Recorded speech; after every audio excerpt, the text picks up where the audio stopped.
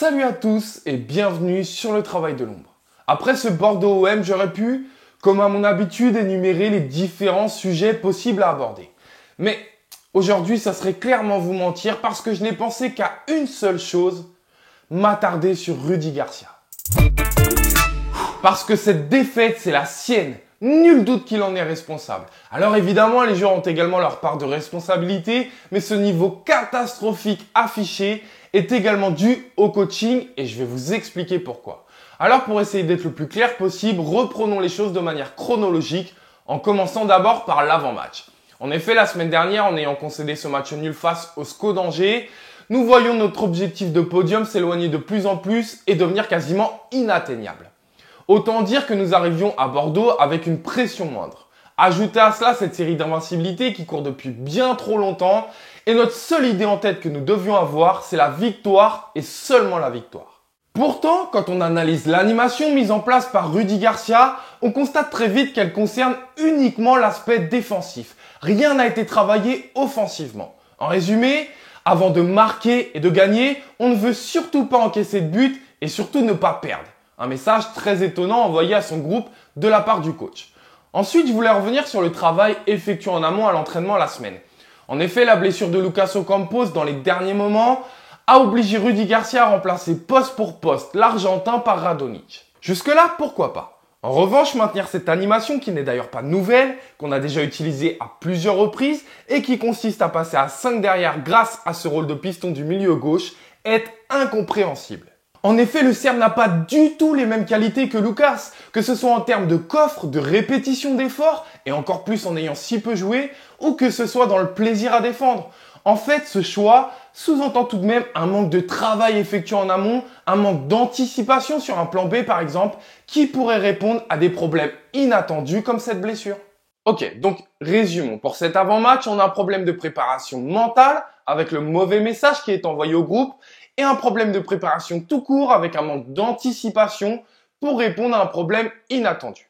Ok, maintenant passons au match. Les deux premiers points concerneront l'animation et le premier, j'y reviens, il concerne le placement de Radonjic en phase défensive. Le Serbe vient donc s'aligner aux côtés d'Amavi pour former une défense à 5. Je le répète, c'est un choix incompréhensible au vu du profil. Ajouter un joueur inapproprié en guise de tuteur, un joueur en grande difficulté, et là bien sûr je veux parler de Jordan Amavi, n'a jamais garanti plus de sécurité. La preuve. Mais bon, une erreur dans la préparation du match, après tout ça arrive à tous les coachs et à ce que je sache, ça n'a jamais été rédhibitoire, ça n'a jamais été un match perdu d'avance. En revanche, ne pas réagir, oui. Comment ne pas changer cette animation quand on constate comme ici que Bordeaux n'attaque bien souvent qu'à 3 ? En quoi est-ce utile de défendre à 5 contre 3 ? Comment ne pas réagir au bout de 15-20 minutes quand les avertissements sont si forts concernant les lacunes défensives de Radonjic ? Allez, deuxième point concernant l'animation, cette fois-ci avec Payet.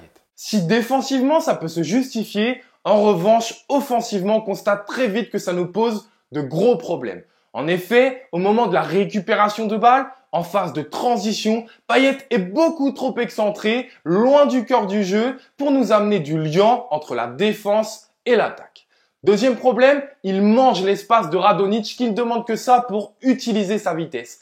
Là où le Serbe est beaucoup plus en difficulté pour combiner dans de petits espaces. Là encore, comment ne pas changer, comment ne pas faire évoluer son animation au quart d'heure de jeu? Parce qu'il ne l'a pas constaté?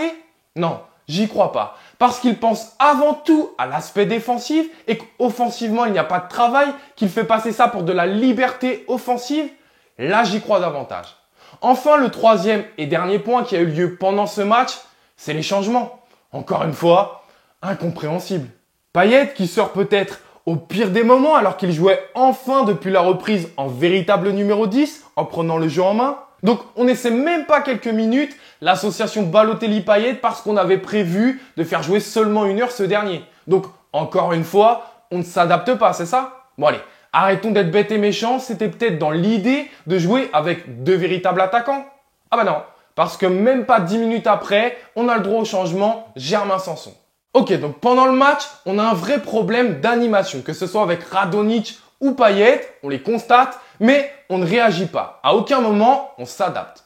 Ensuite, il y a les changements qui, a priori, étaient prévus, mais qui sont inadéquats à la situation. Et là encore, ça appuie mes propos, on ne sait pas s'adapter. Allez, on finit avec l'après-match, mais de manière très rapide, parce que, encore une fois, on entend des propos qui sont vraiment inacceptables. Je suis désolé qu'il ne soit pas allé voir la main de Pablo sur le tir de Strootman, parce que si ça fait 1-0 pour nous, ça change la donne, ça change le match. Voilà, sur la première mi-temps, on peut résumer à ça en tous les cas. On remet la défaite sur le dos de l'arbitrage pour la énième fois et sur le dos des joueurs puisqu'on emploie des eux, des ils, plutôt que des nous ou des on pour s'inclure dans le groupe et s'inclure dans cette défaite.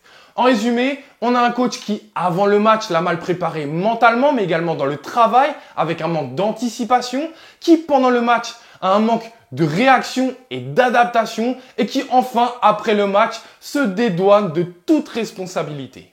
Alors, avec tout le respect que j'ai pour vous, coach, si vous avez besoin d'infos, de renseignements quant à la réalisation d'une lettre de démission, n'hésitez surtout pas, je suis à votre disposition sur Twitter. Voilà, je vous dis à très vite pour une prochaine analyse sur le Phocéen. Et allez l'OM.